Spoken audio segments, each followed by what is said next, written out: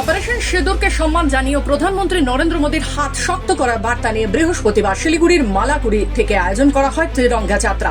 অনুষ্ঠানে উপস্থিত ছিলেন রাজ্যের বিরোধী দলনেতা শুভেন্দু অধিকারী, দার্জিলিং এর সাংসদ রাজু বেস্তা, জেলা বিজেপি সভাপতি অরুণ মণ্ডল সহ বিজেপির শীর্ষ নেতারা। পরে এক সাংবাদিক সম্মেলনে শুভেন্দু অধিকারী রাজ্যের মুখ্যমন্ত্রী মমতা বন্দ্যোপাধ্যায়ের বিরুদ্ধে তীব্র আক্রমণ শানান। তিনি বলেন, আমি শিলিগুড়িতে পা দিতে বিদ্যুৎ চলে গেল। মুখ্যমন্ত্রী বলেন, রাজ্যে বিদ্যুতের ঘাটতি নেই, তাহলে এমন ঘটনা কেন? মুখ্যমন্ত্রীকে কটাক্ষ করে বলেন উনি নিজেকে প্রধানমন্ত্রী ভাবছেন, অথচ উত্তরবঙ্গের জন্য কিছুই করেন না। মুখ্যমন্ত্রীর উত্তরবঙ্গ সফর নিয়েও প্রশ্ন তোলেন শুভেন্দু অধিকারী। উনি শুধু আসাম বিহারকে আক্রমণ করেন, বাংলাদেশ নিয়ে একটিও কথা বলেন না। উনি বাংলাদেশকে কিছু বলেছেন যে বাংলাদেশ থেকে জঙ্গিবাদ এবং ভারত বিরোধী কাজ হচ্ছে? ওপেনলি বলছে চিকেন নেক নিয়ে নেব। তিনি কাকে অ্যাটাক করেছেন? আসামকে আর বিহারকে। এই মুখ্যমন্ত্রী নিজেকে প্রধানমন্ত্রী ভাবছেন। এটা ভারতবর্ষ। আসামের লোককে উত্তরবঙ্গে ঢুকতে গেলে ভিসা পাসপোর্ট লাগে না, বিহারের লোককে ঢুকতে গেলে লাগে না।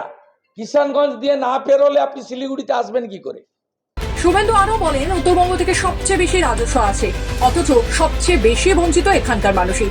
উত্তরবঙ্গ চাকরি চায়, চা শিল্পের উন্নয়ন চায়, পরিযায়ী শ্রমিকেরা ঘরে ফিরতে চায়। আমি কয়েকদিন আগে এসে ধূপগুড়িতে একটি ব্যক্তির বাড়িতে গেছিলাম। গোটা পাড়া ওয়ার্ড বেরিয়ে এসেছিল। মহিলারা বললেন যে আমাদের সব বাড়িতে গ্র্যাজুয়েট, বিএড, পিটিটিআই পাস করা। চাকরি কি হবে না? উত্তরবঙ্গ চাকরি চায়। উত্তরবঙ্গের মানুষ পরিযায়ী শ্রমিক বাড়ি ফিরতে চায়। উত্তরবঙ্গের মানুষ চা বাগান বন্ধ, চা বাগান খুলে চা শিল্পের প্রসার চায়। তরাই ডুয়ার্সের উন্নয়ন চায়। পর্যটক দার্জিলিং এর পাহাড় থেকে তরাই ডুয়ার্স পর্যন্ত যাতে ভরে যায়, তার জন্য উত্তরবঙ্গ। তিনি আরো বলেন, ভোট এলেই শিলান্যাস, তারপর আর কিছুই খুঁজে পাওয়া যায় না। পরিযায়ী শ্রমিকদের অবস্থা ভয়াবহ। 22 লক্ষ মানুষ মালদা থেকে কোচবিহার পর্যন্ত কাজের খোঁজে বাইরে চলে গেছেন। ওনার উত্তরবঙ্গ দরদ দেখুন, দরদি মুখ্যমন্ত্রী 3 দিন ধরে হাঁকলেন এখানে।